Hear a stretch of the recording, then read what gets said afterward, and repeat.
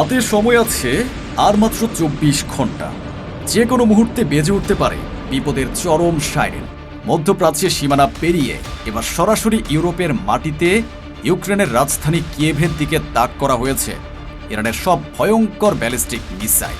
ইউক্রেনীয় মনিটরিং চ্যানেলগুলোর রাডারে ধরা পড়েছে এক হাড় হিম করা দৃশ্য। তেহরান থেকে কিয়েভের দূরত্ব মাত্র ১৯০০ কিলোমিটার, আর লঞ্চ প্যাডে সম্পূর্ণ প্রস্তুত রাখা হয়েছে ২,০০০ থেকে ৩,০০০ কিলোমিটার রেঞ্জের ধ্বংসাত্মক সিজজিল এবং খুররাম শহর ব্যালিস্টিক মিসাইল। পুরো কিয়েভ শহর এখন ইরানের মিসাইলের নিখুঁত নিশানায়। আর এই খবর প্রকাশ্যে আসার পর থেকেই পশ্চিমা বিশ্বের রাতের ঘুম হারাম হয়ে গেছে। চরম আতঙ্কে প্রাণ ভয়ে মাটির নিচে অন্ধকার বাংকারে লুকাচ্ছেন ইউক্রেনের প্রেসিডেন্ট ভ্লাদিমির জেলেনস্কি।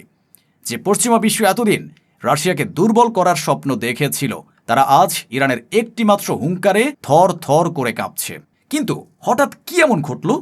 রাশিয়াকে বাদ দিয়ে ইরান কেন হুট করে তাদের ধ্বংসাত্মক ব্যালিস্টিক মিসাইলের নিশানা সরাসরি ইউক্রেনের দিকে তাক করল? কি এমন ঔদ্ধত্যপূর্ণ কথা বলেছিলেন জেলেনস্কি, যার কারণে আজ ঘুমন্ত সিংহের লেজে পা পড়েছে এবং পুরো কিয়েভ শহর মাটির সাথে মিশে যাওয়ার উপক্রম হয়েছে? আর সবচেয়ে বড় কথা, ইরানের তুখোর স্ট্র্যাটেজিস্ট আব্বাস আরাকচি মাত্র একটি যুক্তির চালে কিভাবে পুরো আমেরিকা এবং ন্যাটো জোটকে গোটা বিশ্বের সামনে সম্পূর্ণ নগ্ন করে দিলেন? কেন জেলেনস্কিকে প্রকাশ্যে বিশ্বমঞ্চে কাপুরুষ বলে আখ্যায়িত করা হলো?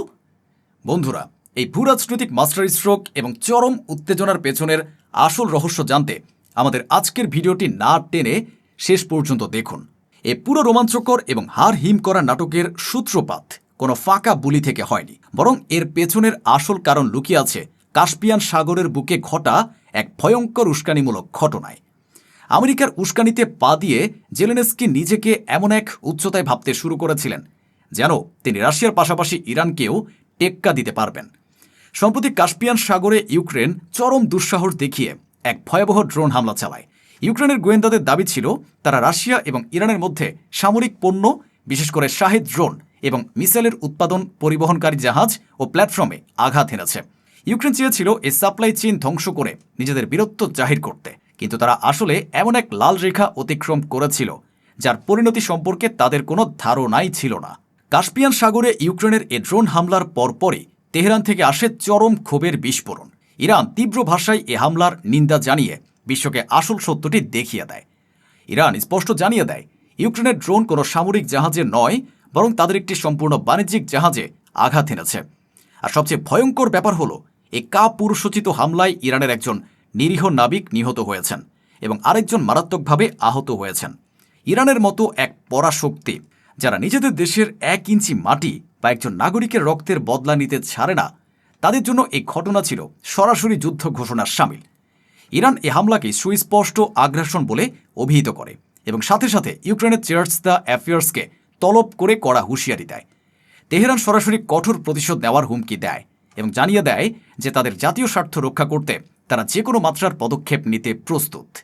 নিজের এ চরম বোকামি এবং কাস্পিয়ান সাগরে নিরপরাধ নাবিক হত্যার ঘটনা ধামাচাপা দিতেই জেলেনস্কি পশ্চিমা মিডিয়ার সামনে এক নতুন নাটক শুরু করেন। তিনি চরম দম্ভ নিয়ে অভিযোগ করেন যে ইরান রাশিয়াকে শাহেদ ড্রোন দিয়ে সাহায্য করছে, আর সেই অস্ত্র দিয়ে রাশিয়া ইউক্রেনে প্রতিনিয়ত হামলা করছে। তার মানে ইরান সরাসরি ইউক্রেনকে আক্রমণ করেছে।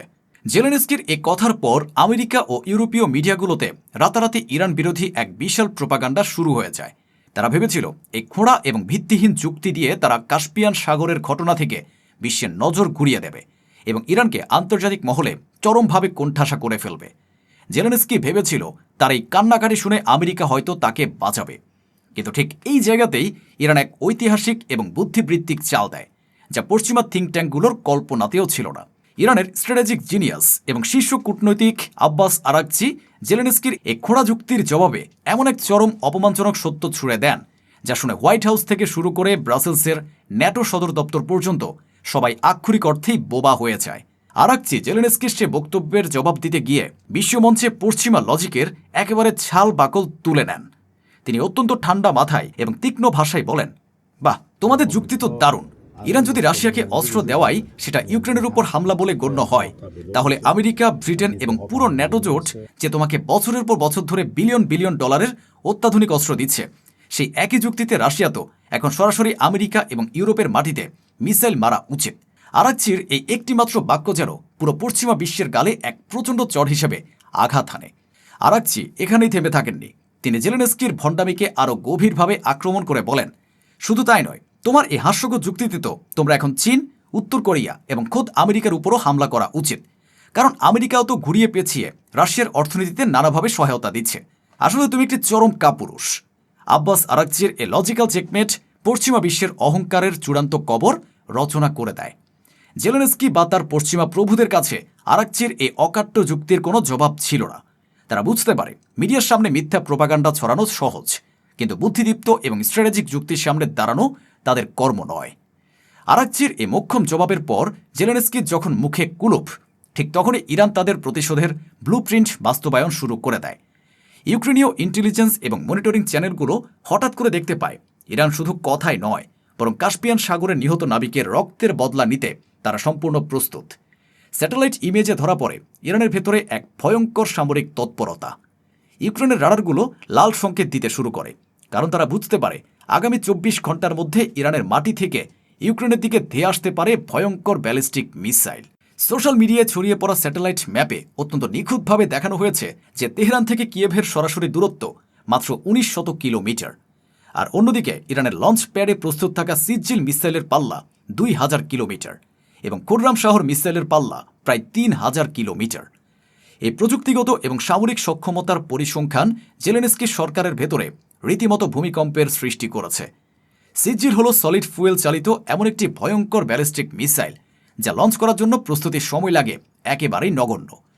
একবার ফায়ার বাটন চাপলে এটি বায়ুমণ্ডলের বাইরে গিয়ে প্রচণ্ড গতিতে কিয়েভের বুকে আঘাত হানতে সক্ষম, যাকে প্রতিহত করার মতো কার্যকর এয়ার ডিফেন্স সিস্টেম এই মুহূর্তে ইউক্রেনের হাতে নেই।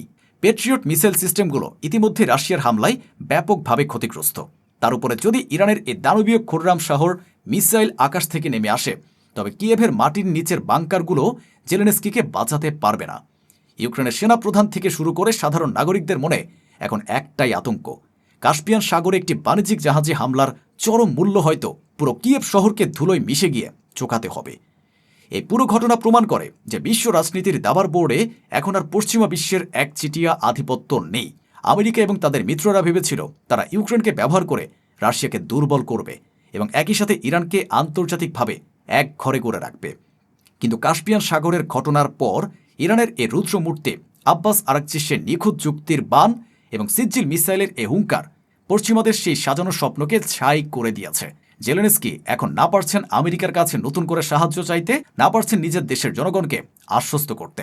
তার একটি উস্কানিমূলক হামলা এবং অহংকার আজ পুরো ইউক্রেনকে এক নতুন ভয়াবহ বিপদের মুখে ঠেলে দিয়েছে। যে আমেরিকা ইউক্রেনকে উস্কে দিয়েছিল ইরানের সাথে লাগতে, তারা আজ ইরানের এই ব্যালিস্টিক মিসাইলের প্রস্তুতির খবর শুনে সম্পূর্ণ নিশ্চুপ। পেন্টাগন খুব ভালো করে জানে যদি তারা এই মুহূর্তে ইরানের বিরুদ্ধে কোনো সামরিক পদক্ষেপ নিতে যায়, তবে পুরো মধ্যপ্রাচ্য এবং ইউরোপ জুড়ে এমন এক প্রলয়ঙ্কারী যুদ্ধ শুরু হবে যা সামাল দেওয়ার ক্ষমতা খোদ আমেরিকারও নেই। আজ আব্বাস আরাকচির এই একটি অকাট্য জবাব এবং ইরানের সিজিল মিসাইলের এই ভয়ঙ্কর হুঙ্কার গোটা বিশ্বকে বুঝিয়ে দিয়েছে যে পশ্চিমা বিশ্বের ফাঁফাবুলির দিন চিরতরেই শেষ হয়ে গেছে। আমেরিকা, ইসরায়েল আর ন্যাটো এখন আর কাউকে মিথ্যা ভয় দেখিয়ে বা প্রোপাগান্ডা ছড়িয়ে দমিয়ে রাখতে পারবে না। স্টার্ন শক্তিগুলো এখন পশ্চিমা অহংকারের চোখে চোখ রেখে কথা বলতে শিখেছে এবং প্রয়োজনে নিজেদের এক বিন্দু রক্তের বদলা নিতে তারা দাঁত ভাঙা জবাব দিতেও এক মুহূর্ত দ্বিধা করবে না। তো প্রিয় দর্শক, আজকের এই উত্তেজনাময় ভূরাজনৈতিক পরিস্থিতি নিয়ে আপনাদের কি মনে হয়? আব্বাস আরাকচিকে জেলেনস্কি এবং পশ্চিমাদের চরম দ্বিচারিতার মুখে উপযুক্ত এবং ঐতিহাসিক চপেটাঘাত করেছেন?